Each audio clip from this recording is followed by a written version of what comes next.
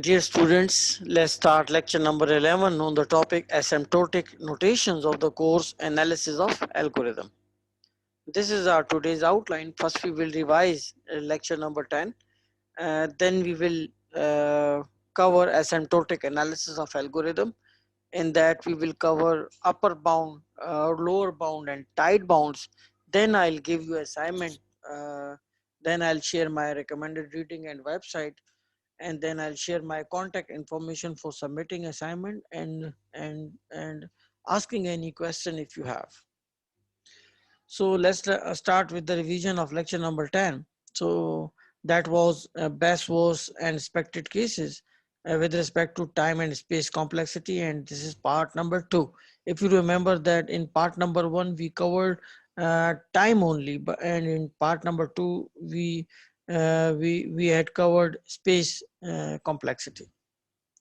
So space complexity is that time is not only the thing we worry about analyzing algorithms. So if you remember that in previous lecture we covered that there are two most important things for the analysis of algorithm. You need time complexity and space complexity. So we had covered time complexity in detail, and in lecture number 10 we covered space complexity. So space is equally important like time.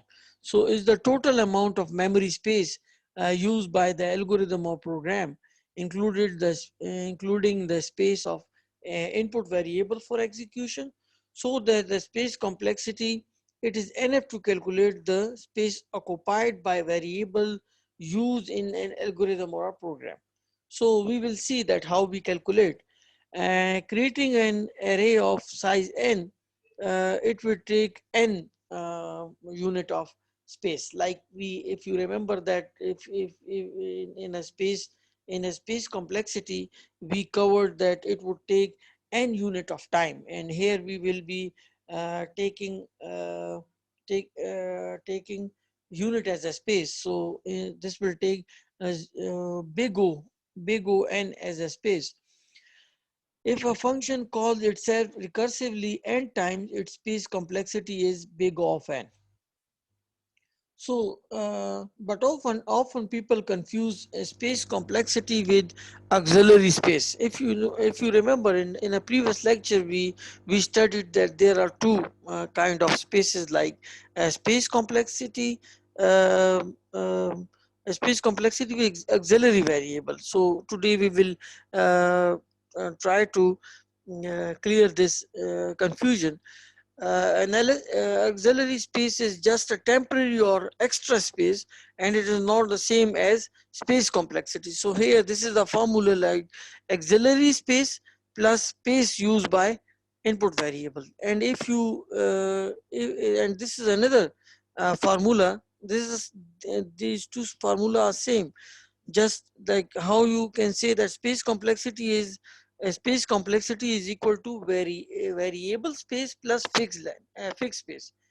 So if for example uh, you want to you want to add two numbers. So for example, if you give two integers like 1 and 5, let's suppose. So as integer take fixed space, as you know. So we call this as a this as a fixed space. And for example, if you have a loop and you are executing loop n times, so this is a variable space. So variable space plus fixed space, this is this gives you space complexity. The best algorithm program should have the least space complexity. So uh, uh, you can say that the best algorithm would be that one which has least time and space complexity. So we will have to we will have to consider in both the cases, like the best algorithm must have a best case in a time as well as space complexity. So how we calculate space? Like this is an example you can see here. Like we have a variable a and variable b, and this is a third variable. We will put the sum of a and b in C.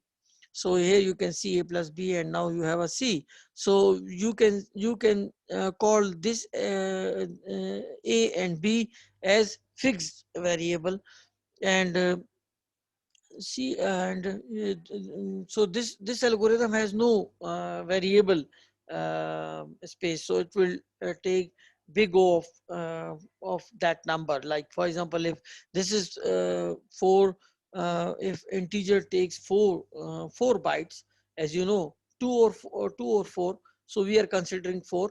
So if integer take 4, so the 4 plus 4 plus 4 means 12. So this is big of 12. So we don't have variable space in this algorithm. Now in the above program, 3 integer variables, as you know, the size of the integer, this is 2 or 4 bytes. So depend on the computer or a software or a compiler. So if this is graphical, this will take 4, and if this is console, this will take 2. So let assume that the size of as a 4 bytes, so that the total space occupied by the above given is 3 multiply 4 multiply 3 equal to 12 bytes. Since no additional variables are used, no extra is required, so this will take constant amount of space. Let's take another example. Like you have, this is a variable n, and you have I, and you have a sum, and then you are asking for the variable n. So this has, you can see here that this is n, so this is big O of n. Okay, so if you want to do the anatomy of this algorithm, so you can see here that 4n plus 12. So this is constant fixed amount of time, as you know, and this is variable n, because you don't know that how much value user will enter here. So this will be big of n, and this is linear. Time complexity, you can see here, like this is algorithm, and you can see that we have written here unit of space it would take. Like here is s, this is integer, this will take 1, this will take n plus 1, this will take n, this will take 1. So if you sum all these, you will get 2n plus 3, and if you remove the constant, you will get big of n. Now another example is like you have s, and you have this loop for, and if you calculate all these, so this is actually, this is space complexity. This is n unit of space, actually not a time, this space time, because we are calculating space here. So this is n unit of space, this is 1 unit of space, this is 1 unit of space, and this is space function will be n plus 3, and if you remove constant, you will get big of n. So this will take this amount of space for storing this algorithm. So if you remember, I have given you the example in my last lecture. So here you can see here that we have a nested loop here. So this will take n plus 1, and this will take n plus 1, as you know. So if you multiply these two, so this will be n squares, n square times something. So if you remove all variables, so this is called this will take n square of time complexity. Most of the student has submitted their assignments. You have 1 week time, you can submit it in a due time. Let's start with lecture number 11, which is on asymptotic notations. So this is also called growth of a function. So resource of algorithm are used expressed as a function regarding inputs. Often this function is messy and complicated to work. To study function growth efficiently, we reduce the function down to the important parts. Like for example, if this is the function like n square plus bn plus c, so the n square term is dominating. The rest, for example, this is the constant, you can remove this. This is also constant, you can remove this, and this is n square is dominating in this function, as you know. So we can take n square because this will take maximum time, and in a big O we calculate the upper bound. So this is the dominating term, the function that is written when n gets sufficiently large. Dominate terms are what are interested in reducing a function. So we reduce all constant and coefficients and look at the highest order term concerning n. So here we have n square, as you know. So we will take n square. The word asymptotic means approaching a value or a curve arbitrarily closely. As some sort of limit is taken, asymptotic notations are the mathematical notations used to describe the running time of algorithm. When the input tends towards a particular value or a limit value. For example, in a bubble sort, uh, when the input array is already sorted, the time taken by the algorithm is linear, the best case. So this is the best case. But when the input array is reverse condition, the algorithm takes the maximum time, quadratic, to sort the element. Then this is the reverse case, or a worst case. When the input array is neither sorted nor reverse order, then it would take average time. So these durations are denoted using asymptotic notations. So there are three kind of asymptotic notations, like upper bound, or you may call it big O notation, and lower bound, this is called omega notation, and tide bound, this is theta notation, and as its name indicate, tide bound, so this is between upper and lower. So that's why this is called tide bound notation. So big O notation, or big O, or a O notation. Big O notation represents the upper bound of the running time of algorithm, gives the worst case complexity of the algorithm. You can see here, as this is the function, and this is your function, which is you may call or representing big O.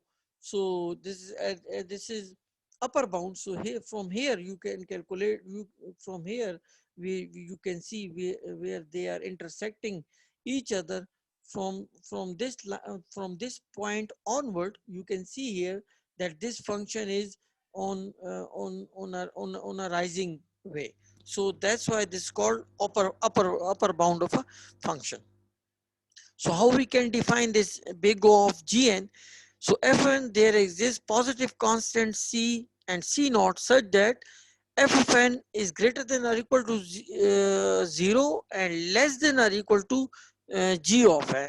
As this is constant, you can remove this, but cg of n. So this will be, you can see that this is above this function. So this is called upper bound of this function f of n. Upper bound, or a big O, this notation is known as the upper bound of the algorithm. As a worst case of an algorithm, there is a question why we need this representation when we have already theta notation, which represent the tight bound running time for for any algorithm. Let's take a small example of understand this. Consider linear search. As you, if you remember, we covered in our previous lecture linear search, which was lecture 9, number 9, I think, in which we transverse array element one by one to search a given element, as you know. In the worst case, the starting from the front of an array, we find element or a number we are searching for at the end. We will lead to a time complexity of n, where n represents the number of total elements. But it can happen that the element that searching for the first element of the array, so that time will be 1, as you know. This would be a best case. Now in case seeing that big O, or a tight bound time complexity for a linear search is this one, we means that the time required will always be related to n, as this is the right way to represent all average time complexity. So, but when we use the big O notation, we mean that we mean to say that the time complexity is big O of n, which means that the time complexity will never exceed n. As you know, this is the upper bound, so the function will not exceed that one. So that's why this is called big O of n. Define the upper bound, hence saying that it can be less than or equal to n. So I think now you can understand this, that there are three kind of bounds like big O, theta or tight bound. uh, Big O, omega and theta. So big O, this is upper bound, and omega, this is lower bound, and theta is the tight bound, or a between upper and lower bound. So this is the reason most of the time you will see big O notation being used to represent the time complexity. So this is the reason why we select big O, because big O is showing upper bound in upper bound for a function, because the function which you have used is not be exceeding that function. That's why we are using big O of n of an algorithm, because it makes more sense. So let's start with omega notation.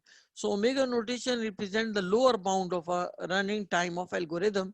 Thus, it provides the best case complexity of algorithm. You can see here that from this point onward, this function is above. This is your input function, and this is the function you are suggesting. So this is lower than this. So this is called lower bound of the function which you have considered. So here you can see that the omega of gn is equal to f of n. There exists positive constant c and n naught such that c g of n is greater than or equal to 0 and less than this for all n is greater than n naught. So this is n naught. Okay. So if n is greater than n naught, so this is n naught. So after this point, gn will be lower than your considered function. So that's why this is called omega notation. So big O notation is used to define the lower bound of any algorithm, or we can say that the best case of algorithm. This way indicate the minimum time required for algorithm for all input values, therefore the best case of any algorithm. In simple word, when we represent a time complexity for an algorithm in the form of big, big theta, we mean that algorithm will take at least this much of time to complete its execution. It can definitely take more time than this too, but this will be the least time it will take. So this can take more than this, but this is the least time which it take, which that algorithm takes.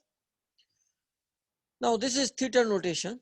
Theta notation encloses the function from the above and lower. You can see here that this is n naught. So this function, this is your input function. You can see here that after this line, there is a function top and below this function. That's why this is called tight bound. Okay. So since it represents the upper and lower bound of a running time of algorithm, it is used for analyzing the average case complexity of an algorithm. So why we consider this? Because this will use average case complexity of your input function. So this is a tight bound or a theta gn. So f of n, there exists positive constant c1 and c2. We have to take two constant in this case, because as you know that we need a function above and below our input function, and n naught such that c1 of gn is greater than or equal to 0 and less than or equal to f of n, and this f of n is less than or equal to c2 of g of n for all n greater than or equal to n naught. So you can see here in this diagram, this is self-explanatory, that this is your input function, and you have a function above and below that function. So this function will be called theta of g of n. Tight bound. So time complexity represented by the big theta notation is like the average value. This would be like an average of upper and lower within which the actual time of execution of algorithm will be. For example, if some algorithm, the time complexity is represented or expressed by 3n squares plus 5, and we use the big O or big theta notation to represent this, then the time complexity would be theta of n square. As you know, these are the constant, and we will take the dominating term in this case. So n square is the dominating term in this case. So we will be taking theta and n square, ignoring the constant coefficient and removing the insufficient part, which is 5n. So we will reach to our time complexity of time complexity of this input function. So here in this example above, complexity of n square means that the average time for any input n will remain in between uh, k1 multiply n square and k2 multiply n square. You can see here that after this n naught, you can see here this is k2 of f of n, and this is k1 of f of n. You can see this is k1 of g of n and c2 of g of n, and this is your current function. So where n1 k1 and k2 are two constants, thereby tightly binding the expression representing the growth of the algorithm. So it normally shows average time of algorithm.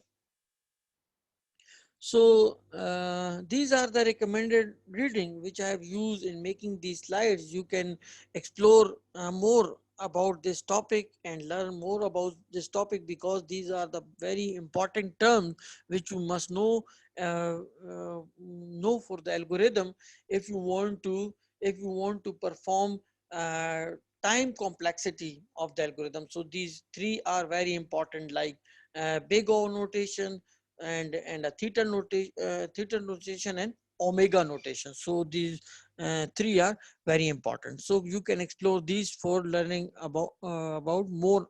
You can learn more about this topic. So if you have any question, you can ask me through KCMS or WhatsApp, or you can email me. My email address is listed at the bottom of this slide. You can email me. I'll be more than happy to answer it. So with that, we reach to end of this lecture. Till next lecture, Allah Hafiz.